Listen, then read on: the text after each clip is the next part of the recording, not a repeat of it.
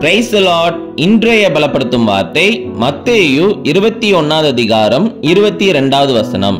Matthew chapter 21 verse 22. நீங்கள் விசுவாசம் உள்ளவர்களாய் ஜெபத்திலே எவைகளை கேட்பீர்களோ அவைகளை எல்லாம் பெறுவீர்கள். If you believe, you will receive whatever you ask for in prayer.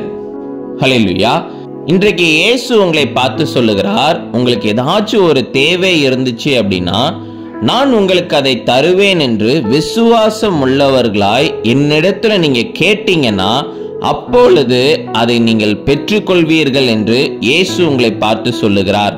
உங்களுடைய படிப்பின் காரியத்துல ஏதாவது ஒரு தேவைகள் இருக்கலாம், இல்ல உங்களுடைய குடும்பத்துல ஏதாவது ஒரு தேவைகள் இருக்கலாம், இல்ல உங்களுடைய வாழ்க்கையில சில பிரச்சனைகள் இருக்கலாம். இப்படி பலவிதமான காரியங்கள் உங்களுடைய வாழ்க்கையில இருக்கலாம்.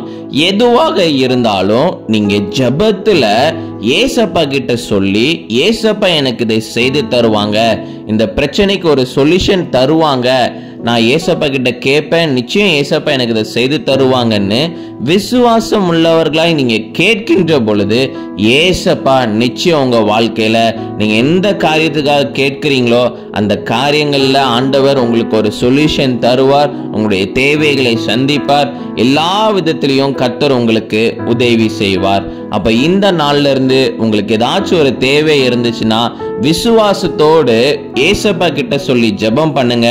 நிச்சயம் நீங்க அந்த காரியங்கள் வாய்க்கும், அந்த காரியங்கள்ல இருக்கிற தேவைகள் சந்திக்கப்படும், நிச்சயம் நீங்க பெற்றுக்கொள்வீங்க எல்லாவற்றையும். நாம் எல்லாரும் கண்களை மூடி ஜெபிக்கலாம். எங்களை நேசிக்கிற நல்ல தகப்பனே, ஏசப்பா பிள்ளைங்க விசுவாசத்தோட இன்னைக்கு ஜெபிக்கிறாங்க.